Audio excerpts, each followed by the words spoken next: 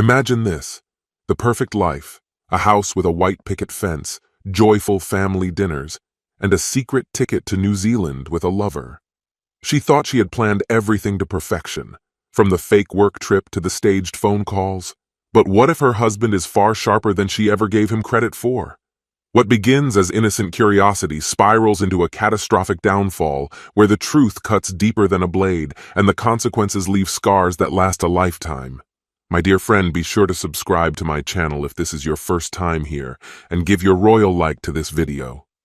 In the age of modern technology, where smartphones and apps reign supreme, the necessity for private investigators and pricey surveillance equipment has dwindled, especially if, like my husband Freddie, you're still stuck in a bygone era. Why would I even need surveillance, you might wonder? To keep Freddie in the dark about the fact that, instead of attending a professional seminar in Perth as I claimed, I'm actually indulging in a secret rendezvous with my lover in New Zealand. Naturally. At present, Esteban is in the bathroom, and I'm sprawled across a plush hotel bed, relishing the anticipation of finally sharing an intimate moment outside the confines of workplace storerooms and empty offices. This escapade was a stroke of luck, a week-long trip to New Zealand, courtesy of a competition win that included flights and accommodations. Freddie, of course, remains blissfully unaware, convinced I'm dutifully attending seminars. If he were to call the Perth hotel where I'm supposedly staying, he'd be redirected to my friend Stella, who's registered under my name and ready to cover for me. Esteban and I have left nothing to chance in concealing our affair from our respective spouses. Freddie, fortunately, is clueless when it comes to technology. His limited skills barely extend beyond texting, and he only upgraded from a flip phone to a second-hand iPhone 2 years ago after much persuasion. Using apps like Find My Phone is an alien concept to him. We carefully timed this trip too. Freddie is preoccupied with finalizing the sale of his business, leaving no opportunity for surprise visits or prying questions. The possibility of Freddie uncovering my deception barely registers as a concern. He has no access to my work systems, and even if he notices discrepancies in my leave balance someday, the differences would be too minor to raise suspicion. We've hardly taken vacations over the years, making my alibi even more credible. Confident in the seamless execution of our plan, I lie in wait for Esteban, replaying the layers of preparation that have brought us here. My day began at dawn, with Freddie dropping me off at the airport. A connecting flight through Sydney, a lengthy layover, and another leg to Auckland later, I finally arrived at the hotel. After a quick shower, Esteban proposed a pre-dinner encounter, but jet lag and a packed hotel dining room led us to a nearby seafood restaurant instead. Dinner was pleasant, but when the restaurant declined Esteban's Amex card, I had to use my MasterCard, linked to the joint account I share with Freddie. It was a small gamble. I manage our finances, and Freddie rarely checks the statements. Back at the hotel, I felt reassured by the careful measures we'd taken. The only hiccup arose when I realized my phone wasn't working, an oversight in activating international roaming. I resolved the issue online and called Freddie, feigning exhaustion from my fictitious seminar. I kept my lies simple, even mentioning the seafood restaurant to avoid the need for elaborate fabrications. We exchanged loving words, and despite my ongoing deceit, I genuinely meant them. You might wonder how I reconcile loving Freddie with engaging in an affair. The truth lies in my restless curiosity. Freddie has been my only partner, and I was consumed by a desire to experience something new. I wanted to see if infidelity carried the thrill some friends spoke of. With retirement approaching and my libido likely to decline in the coming years, I saw this as my last opportunity to explore. Esteban became the means to quench that curiosity. Our first night together exceeded my expectations. Esteban was attentive and skilled, though the lack of emotional intimacy afterward was apparent. There were no illusions of love. This trip was purely about discovery. The next day, we spent hours sightseeing, taking a tour to Rotorua and enjoying a pleasant evening meal. But that's when things began to unravel. The second restaurant also refused Esteban's Amex, so I again used my MasterCard. This time, it was declined. Mortified, we scrambled to cover the bill with cash. Back at the hotel, I logged into my banking app, only to find myself locked out of the account.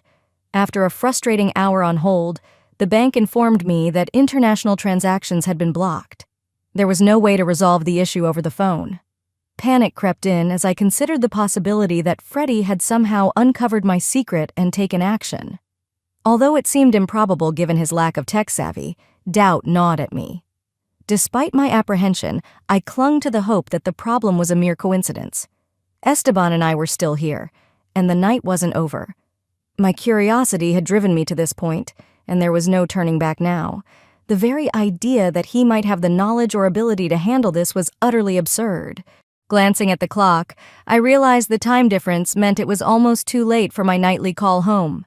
Esteban had already finished his check-in earlier, while I was stuck waiting endlessly on hold with the bank. Motioning for him to keep quiet, I dialed Freddie. After the usual greetings and a quick exchange about how we were doing, he casually inquired about the weather in Perth.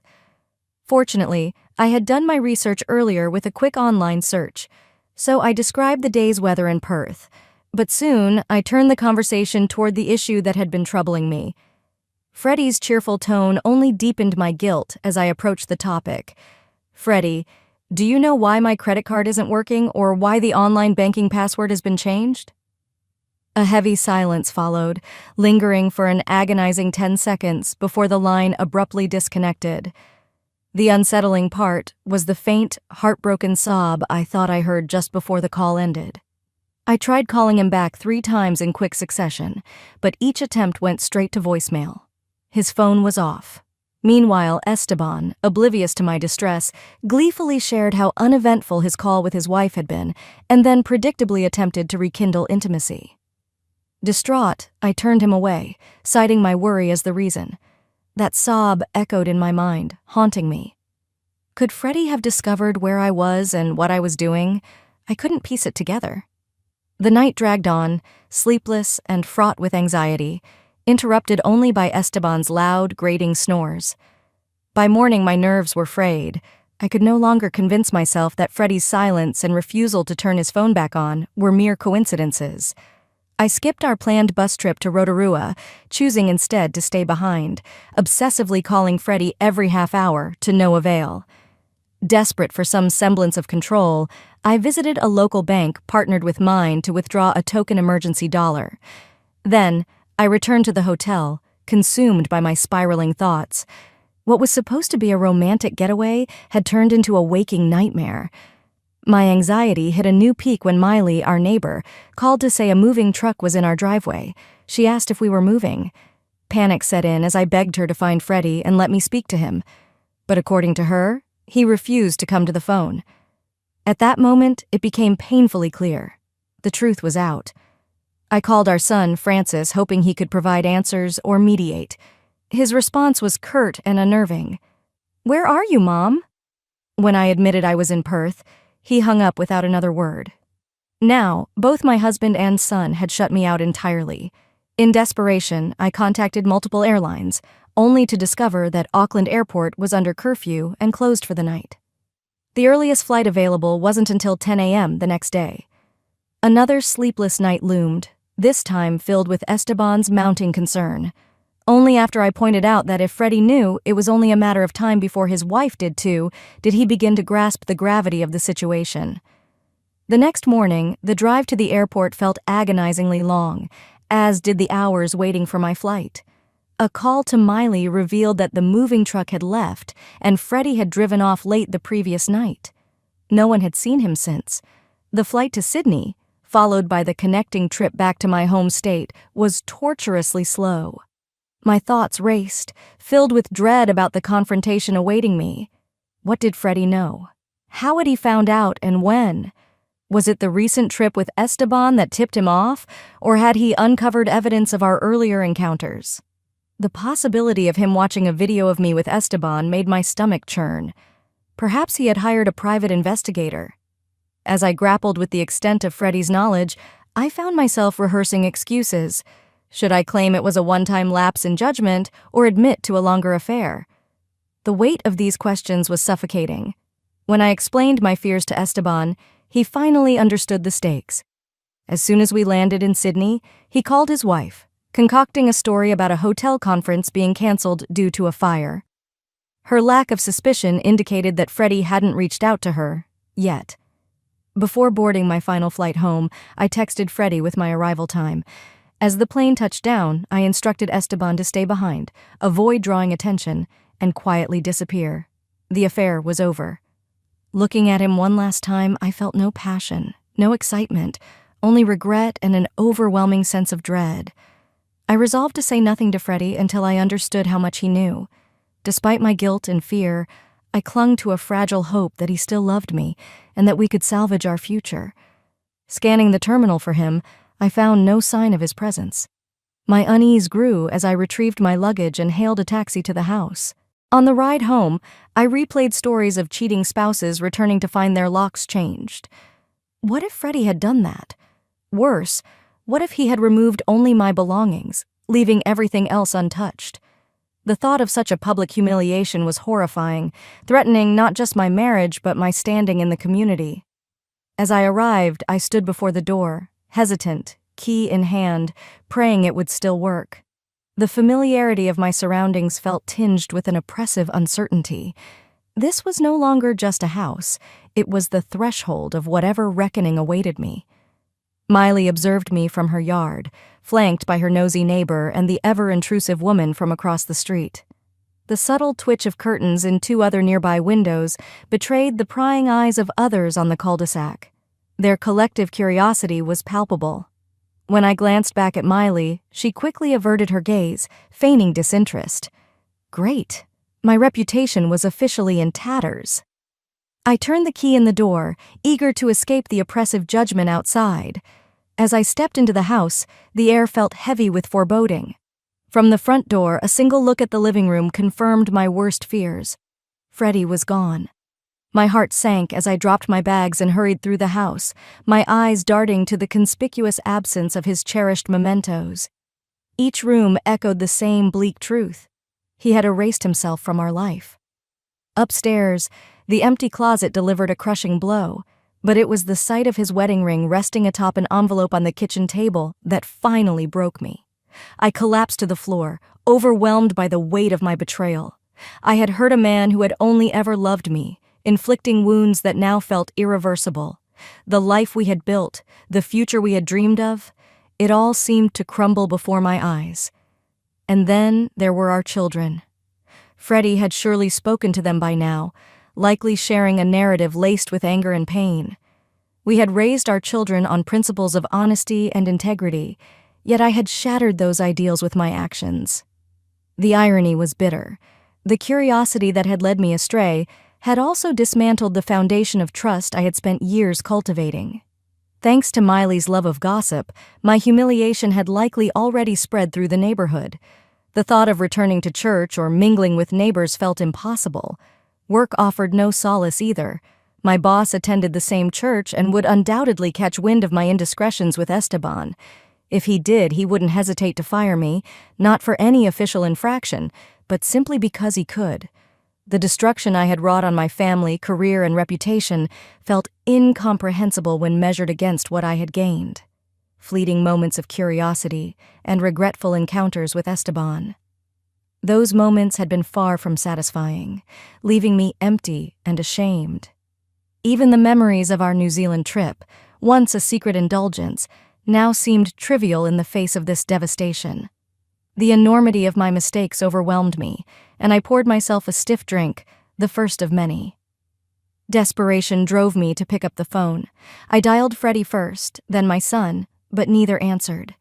With mounting dread, I tried my daughter. "Hi, Nina," I began cautiously. "Did you go to New Zealand with a lover, Mom?" She cut me off, her voice sharp and unyielding. My silence was all the confirmation she needed. "Goodbye, Mom. I can't talk to you right now," she said coldly before the line went dead. The finality of the dial tone stung more than her words. Defeated, I turned my attention to the envelope on the table. Perhaps it held answers, or another cruel twist. With trembling hands and another drink for courage, I opened it. The papers inside were ordinary work documents. The envelope had merely been a convenient place for Freddie to leave his ring. The absence of a personal note was its own kind of agony. I searched the house for any remaining trace of him, hoping for a message, a clue, anything, but found nothing. The uncertainty gnawed at me. Unable to bear the silence, I drowned my despair in tequila. The hangover the next morning was nothing compared to the torment in my heart. Determined, I tried reaching out to Freddie and the kids again, but they continued to ignore my calls. Desperate for answers, I drove to my son's home. His fiancée, Viviana, greeted me with a frosty glare. "I support Francis's decision to cut ties with you," she said firmly, before shutting the door in my face. The rejection was absolute, and my hope sank further. What had Freddie told them? How much did they know? The questions circled endlessly in my mind. As a last resort, I visited Freddie's office, only to be met with equal disdain. His usually warm secretary was cold and curt, informing me that he was traveling indefinitely. Her tone left no room for hope or further inquiries. The humiliation was relentless. Neighbors, friends, even strangers seemed to know about my betrayal. Each encounter a fresh wound. The weekend passed in a haze of grief and alcohol. By Sunday, I forced myself to stay sober, clinging to the faint hope that Freddie might return. But he didn't. The silence was unbearable. Did he want revenge? Was he simply done with me? The uncertainty was paralyzing. Returning to work on Monday offered little reprieve. My boss seemed indifferent, merely asking if I had enjoyed my time off. Cornering Esteban brought no comfort either. He was visibly anxious, but claimed his personal life remained unaffected, for now. His fear mirrored my own, that the consequences of our actions were still looming. Freddie's silence was the loudest condemnation of all. The wreckage of our marriage, the estrangement of our children, and the destruction of my own integrity were undeniable. I had made this mess, and now I was left to face its terrifying, uncertain aftermath. The implication was undeniable. Freddie had witnessed something, perhaps a damning glimpse of my infidelity in New Zealand, and his unspoken response seemed like a calculated form of retribution. By the end of the workday, I had convinced myself that his silence was a deliberate reminder of the precarious situation I had recklessly created. But the question lingered. How much did he truly know? The uncertainty gnawed at me, fueling my growing frustration. When I arrived home, I was greeted by a process server, an encounter that left me shaken to the core. I found myself holding a thick envelope, its weight far more ominous than expected. It couldn't simply be a divorce application. The heft suggested something far more insidious. Panic spiraled as I imagined its contents. Was it damning evidence? Photographs? Irrefutable proof of my betrayal? I didn't even recall sitting down at the dining table, but suddenly there I was, staring at the envelope as though it were a ticking time bomb. Freddie's choice to file without any warning or opportunity for discussion could only mean one thing. His proof was irrefutable and devastating, leaving no room for explanation or apology. Driven by a mixture of fear and curiosity, I finally tore open the envelope. Inside, the divorce application was a modest 7 pages. The rest was an intimidating stack of procedural instructions about responding to the service and outlining my rights. A wave of relief washed over me when I realized there were no incriminating photos. But it was short-lived. The accompanying cover letter shattered that brief reprieve. It referenced the prenuptial agreement and its implications in clear, unsparing terms. Panic surged as I realized I had completely forgotten about the prenup. There it was, nestled in the pile, its clauses ready to condemn me. With trembling hands, I read its terms. In cases of adultery, the guilty party forfeited almost everything. Freddie's approach became crystal clear. He wasn't interested in drama or reconciliation. He had the tools to enforce the agreement and was wasting no time. The message was unmistakable. Freddie had no interest in my excuses, regrets, or explanations. The facts were indisputable, and forgiveness was off the table. Yet I clung to a sliver of hope. Hope for an apology, a path to reconciliation with my children, and most of all, answers. How had Freddie discovered my secret? Given the speed and precision of his actions, his knowledge must have predated the recent chain of events. I thought I had been careful. Clearly, I was wrong. The next day at work, I sought clarity wherever I could. Esteban's marriage, I confirmed, was still intact, and no one had contacted the office to verify my alibi for the conference. Meanwhile, I discovered that our joint accounts had been drained, adding financial devastation to my emotional turmoil. This revelation prompted me to consult a lawyer, though I stopped short of retaining one, knowing I had to conserve resources given the looming possibility of eviction, job loss, and financial ruin. The lawyer confirmed my fears. The prenuptial agreement, though signed years ago, was legally binding. That night, fueled by tequila and desperation, I devised a reckless plan. If Freddie refused to answer my questions, I would use my signature on the divorce papers as leverage. In the early hours of the morning, I sent an email to his lawyers, offering my cooperation in exchange for a meeting with Freddie. To my surprise, their response was swift. My signature wasn't required. The legal process was already underway. But then the lawyer called back. Freddie had agreed to meet under strict conditions. The meeting was set for Thursday at his lawyer's office with witnesses present. The terms were non-negotiable: absolute honesty, or the meeting would end, shutting me out for good. Despite the humiliation it would entail, I agreed. This was my only opportunity to demonstrate genuine remorse, no matter how excruciating it would be. Thursday arrived, and I entered the conference room with my heart pounding. Freddie's lawyer and a secretary were already seated, their expressions betraying their knowledge of my betrayal. Moments later, Freddie arrived, his face impassive, his demeanor unreadable. His lawyer reiterated the rules and gave me the floor. The moment of truth had come, yet my mind froze. Prompted to start at the beginning, I hesitantly recounted how I met Esteban Sanchez at work, and how months of innocent flirtation eventually crossed a line. I confessed that the affair began with meaningless physical encounters, devoid of emotional attachment. Freddie's expression remained unnervingly neutral. No anger, no relief, only an impenetrable calm that made my stomach churn.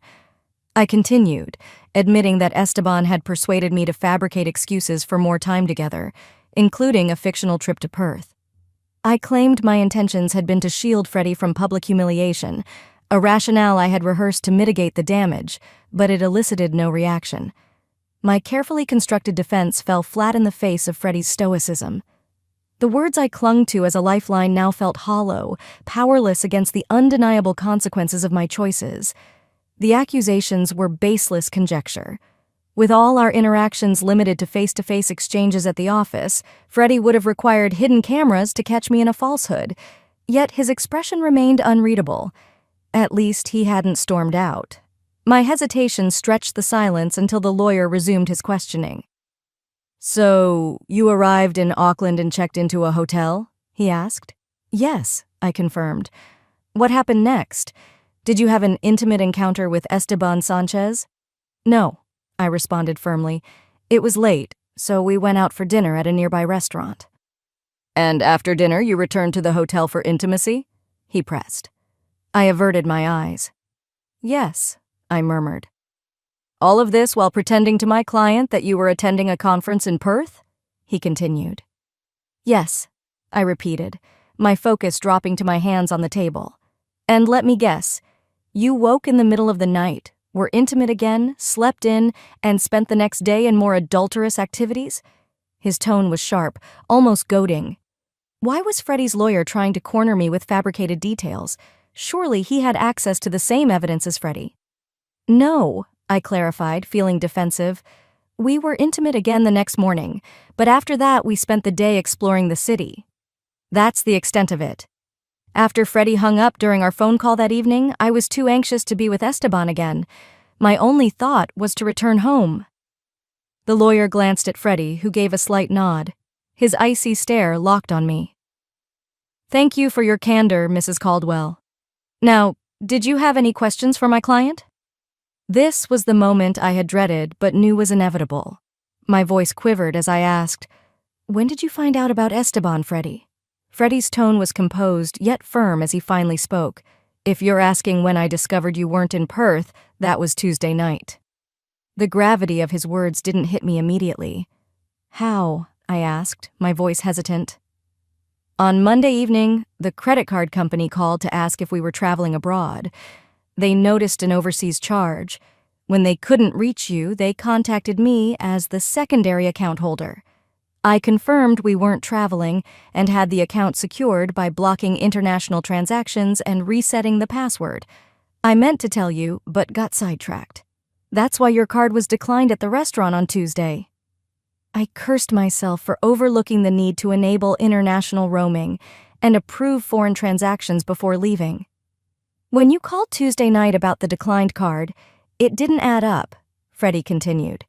If you were dining in Perth, the card would have worked. That's when I knew you were lying. After the call, I checked the note you left with the name and room number of your supposed Perth hotel. Something still felt off, so I checked the safe. Your passport was gone. I wanted to believe there was an innocent explanation, but when I had Francis log into our account, it was clear. A significant cash withdrawal in Auckland confirmed my suspicions. He paused, his expression devoid of emotion. I didn't know why you were lying, but I knew you weren't in Perth. I was initially stunned by his drastic reaction to a single lie, but then I remembered Freddie's rigid sense of morality, his world divided strictly into right and wrong. When did you learn about Esteban? I pressed further. Freddie's tone remained even.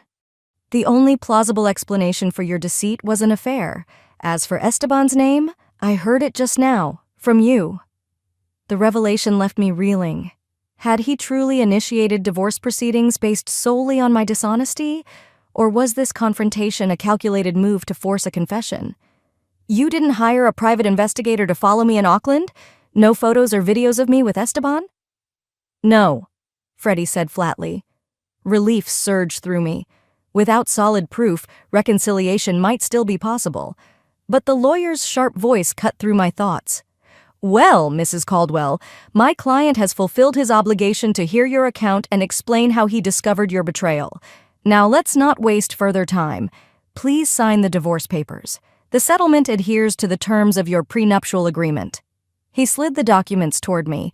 My expectations for this meeting were shattered.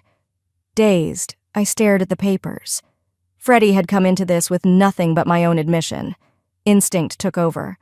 One glance at Freddie told me the marriage was over. It was time to safeguard my future. Pushing the papers back, I said firmly, "No." The lawyer raised an eyebrow. "No what?" "I'm not signing. You have no concrete evidence of infidelity. The prenup doesn't apply. I accept that the marriage is over and will apologize for my selfish lie until my last breath. But unless the settlement terms are revised to reflect a fairer division of assets, I won't sign." I leaned back, resolute. The lawyer exchanged a look with Freddie, who gave another measured nod. "We do have proof, Mrs. Caldwell," the lawyer said coolly. "In about 30 minutes, we'll have signed statements from everyone here today, including your admission of an affair with Esteban Sanchez. Are you certain you won't reconsider?" Panic gripped me. I should have brought legal representation. Stunned, I stared at Freddie, wondering when the kind, loving man I'd married had turned into such a cold strategist. Then the realization struck. Freddie hadn't changed. I had. I had shattered the trust between us. Although I'd promised to sign, I didn't follow through. Predictable, really. As I stormed out, Freddie's voice rang out behind me, laced with biting sarcasm. "Do you notice the same pattern of broken promises that I do?" His expression and the carefully orchestrated plan to trap me made one thing crystal clear. Reconciliation was no longer an option. That realization stung almost as much as the betrayal itself. From that moment on, it was every woman for herself. I revisited the lawyers I'd previously consulted, only to receive a stinging reprimand. "If you'd brought me on earlier," the attorney said sharply, "we might have avoided this mess." His proposed strategy challenged the deception, though he admitted the odds weren't in our favor. Begrudgingly, I hired him, but his efforts bore little fruit. The timeline remained unchanged, the verdict resolute, and the only noticeable shift was the steady depletion of my bank account, while his grew substantially. He had assured me he could secure a portion of Freddie's windfall from selling the business. That assurance, however, proved as flimsy as the vows I'd once made to Freddie. His explanation? The prenuptial agreement was airtight. My suspicion? He was an incompetent lawyer. Financial ruin loomed larger than ever, and not long after losing in court, I found myself drowning my sorrows with a bottle of something strong when the doorbell interrupted my pity party. Standing on my doorstep was Esteban, a sobbing mess. He ranted about his wife throwing him out and changing the locks after a visit from Freddie. Naturally, he pinned the blame squarely on me. Typical. As if his infidelity had nothing to do with it. At last, I had a tangible target for my anger. After exchanging a volley of heated words, I shoved him out the door. But that wasn't enough. My eyes landed on a ceramic pot near the entrance, brimming with fake sunflowers, a symbol of happiness, but not today. I hurled it at him, shouting, "Enjoy your life, you miserable piece of—" The pot hit him squarely between the shoulders, sending him sprawling. He was fortunate I wasn't stronger, or I might have aimed higher. Slamming the door, I felt a fleeting sense of satisfaction. It served him right. Was it entirely fair, given that I had pursued him? Maybe not. But he didn't have to give in. Rational thought had long abandoned me. Miley, ever the vigilant spectator of chaos, called the police. Esteban left in an ambulance while I was escorted away in the back of a squad car. He pressed charges for assault. Predictable. Esteban's life spiraled as he turned to drinking and lost his job. I, on the other hand, was briefly fired but later reinstated, thanks to my boss's begrudging acknowledgement of a priest's sermon on forgiveness. My colleagues, however, were far less forgiving. At work functions, the women clung to their husbands like lifelines, and in the neighborhood, whispers and judgmental stares trailed my every step. Now, here I sit, reflecting on my downfall. One day, a man came for the keys to my BMW, part of Freddie's business liquidation. I told him to leave, but he returned with a police officer. Perfect. My sister pleaded with Freddie to let me stay in the house a little longer, and he begrudgingly agreed to a month. As I wander through the hollow, echoing rooms that once held laughter and warmth, the weight of my choices is suffocating. Memories of Freddie pretending to be a monster during hide-and-seek, or the creak of bed springs now haunt me as remnants of a life I shattered with my relentless curiosity. Freddie had taken the furniture he wanted, leaving my belongings packed away until I could decide what to keep for my tiny new apartment. As for my children, silence. Calls unanswered. I could only hope they might forgive me someday, after I'd paid my penance for hurting their father. I thought today might mark a turning point. It wasn't. In truth, I wasn't ready to face them. How could I, after raising them with values, loyalty, honesty, justice, that I'd trampled so thoroughly? With a final tearful glance, I shut the door behind me and stepped out. On the porch lay the newspaper, still delivered despite everything. Flipping through the classifieds, I considered starting fresh somewhere far from the gossip and scrutiny of my neighbors and coworkers. My eyes caught a piece on page 6, a feature about Freddie Caldwell's business sale, rumored to have brought in an 8-figure sum. The accompanying photo showed him at a local event, glowing beside a stunning companion. My tears blurred the text, but the image was burned into my memory. That could have been me, if not for my insatiable need to dig deeper. Starting my aging car, I drove away slowly, tears distorting my vision. The twitching curtains of curious neighbors served as a silent farewell. My friend, and this is the end of the story. If you liked this story, then put your royal like and subscribe to the channel. May the force be with you.